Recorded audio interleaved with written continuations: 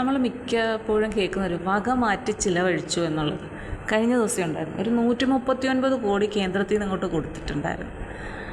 അപ്പോൾ അത് കൃഷിയുമായി ബന്ധപ്പെട്ട എന്തോ പദ്ധതിയുടെ ഭാഗമായിട്ട് കൊടുത്തതാണ്. അത് നമ്മുടെ സർക്കാർ എന്ത് ചെയ്തു, ഈ ഓരോ വർഷാവസാനം ഇവർക്ക് കുറേ കണക്കും കാര്യങ്ങളും ചിലവുകളൊക്കെ ഉണ്ട്, അതിന് വേണ്ടിയിട്ടെടുത്ത് വിനിയോഗിച്ചു. പക്ഷേ ഇതൊന്നും അവർ കറക്റ്റായിട്ട് സമ്മതിച്ചൊന്നും തരില്ല. അവർ മറ്റു പല രീതികളിലും അതിനെ എതിർക്കുന്നുണ്ട്. എന്തായാലും പത്രത്തിൽ ഇങ്ങനെയാണ് കിടന്നത്, വെറുതെ ഒന്നും ഇത്ര ഡീറ്റെയിൽ ആയിട്ട് അവർ എഴുതത്തില്ല. അപ്പോൾ ഇനി അതിൻ്റെ എന്താണ് പ്രശ്നം എന്നറിയില്ല. എന്തിനാണ് ഈ വകമാറ്റി ചിലവഴിക്കുന്നത്? ഇതുപോലെ തന്നെ സുനാമിയുടെ ഫണ്ട് ഒരുപാട് വന്നു, അതും ഇതുപോലെ തന്നെ വകമാറ്റി ചിലവഴിച്ചു. അതിന് വേണ്ടിയിട്ട് കെട്ടി, ഇതിന് വേണ്ടിയിട്ട് കെട്ടി, നമ്മൾ ബോർഡ് തന്നെ എഴുതി വെച്ചിട്ടുണ്ട്. ഞാനൊക്കെ ഇതൊക്കെ വെച്ചിട്ട് അവരുടെ കാര്യങ്ങളല്ലേ ആദ്യം ചെയ്യേണ്ടത്. അതിന് പകരം ഇങ്ങനെയൊക്കെ ചെയ്തു വെക്കുന്നതിന് എന്താണ് അർത്ഥമാക്കുന്നത്? അപ്പോൾ ഞാനൊരിക്കലും ഇങ്ങനെ എവിടെയോ ഒരു പ്രസംഗം കേട്ടതാണ്. അതായത് കുറേ സ്കൂൾ കെട്ടിടങ്ങളൊക്കെ ഇതുമായിട്ട് ബന്ധപ്പെട്ട്, സുനാമിയുമായി ബന്ധപ്പെട്ട് വന്ന ഫണ്ടിൽ നിന്ന് അവർ കെട്ടിടം നിർമ്മിച്ചു. അപ്പോൾ അവർ പറഞ്ഞത്, കാരണം എന്തൊരു വെള്ളപ്പൊക്കം ആയാലും ഇങ്ങനെയൊക്കെ ഉള്ള ദുരന്തങ്ങളുണ്ടായാലും എല്ലാവരും ആദ്യം കൊണ്ടുവന്ന് താമസിപ്പിക്കുന്നത് സ്കൂളിലെ കെട്ടിടങ്ങളിലേക്കാണ്. അപ്പോൾ സ്കൂളിനാണ് അത്യാവശ്യമായിട്ടും ഇത്തരത്തിലുള്ള കെട്ടിടങ്ങളുടെയൊക്കെ ആവശ്യം. അപ്പോൾ അവിടെ അത് വേണം ആദ്യമേ ശരിയാക്കാൻ. അതുകൊണ്ടാണ് അവിടെ നമ്മൾ ആദ്യം ഒരു പരിഗണന കൊടുത്ത് സ്കൂളിൽ കെട്ടിടങ്ങളൊക്കെ നിർമ്മിക്കുന്നത് എന്ന് പറഞ്ഞു. ഞാനോർത്ത് ശരി, അങ്ങനെ ആയിരിക്കാം എന്ന് വരും.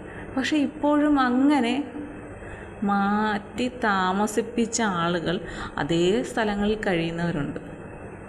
ഈ കുറച്ച് നാളിന് മുമ്പ് ഇങ്ങനെ അതിൻ്റെ ന്യൂസ് ഉണ്ടായിരുന്നു. ഇപ്പോഴും അവർക്ക് സ്ഥിരമായി താമസിക്കാൻ വീടില്ലാതെ ഇങ്ങനെയുള്ള താൽക്കാലികമായ ക്യാമ്പുകളിൽ കഴിയുന്ന മനുഷ്യരുണ്ട് അല്ലേ.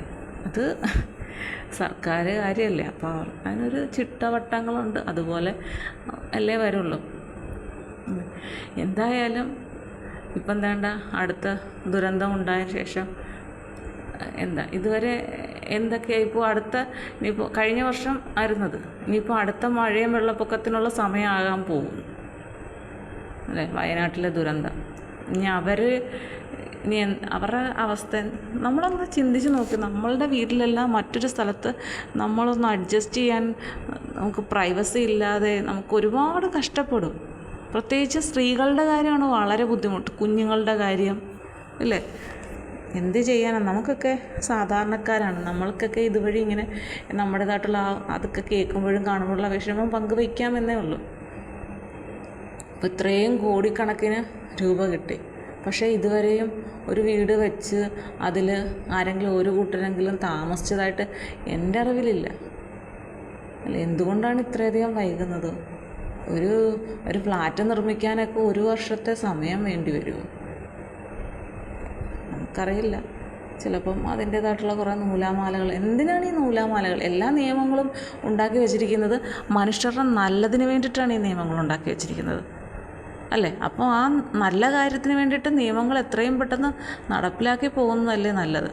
അപ്പോൾ ഇത്തരത്തിലുള്ള ദുരന്തവുമായി ബന്ധപ്പെട്ട കാര്യങ്ങളാകുമ്പോൾ ഒരു സർക്കാർ ഉദ്യോഗസ്ഥരും ഫയലുകൾ മാറ്റിവെക്കേണ്ട കാര്യമില്ല. പെട്ടെന്ന് ഫയലുകൾ നീക്കി കാര്യങ്ങൾ നടത്തി അടുത്ത ഓണം അവർക്ക് സ്വന്തമായൊരു വീട്ടിൽ അവർക്ക് ഇരിക്കാനുള്ളൊരു ഭാഗ്യം കൊടുക്കണം. അതൊന്നും എന്താകുമോ എന്തോ. നമുക്ക് അതിന് പെട്ടെന്നെല്ലാം നടക്കട്ടെ എന്ന് പ്രാർത്ഥിക്കാനേ പറ്റുള്ളൂ. ശരിയല്ലേ?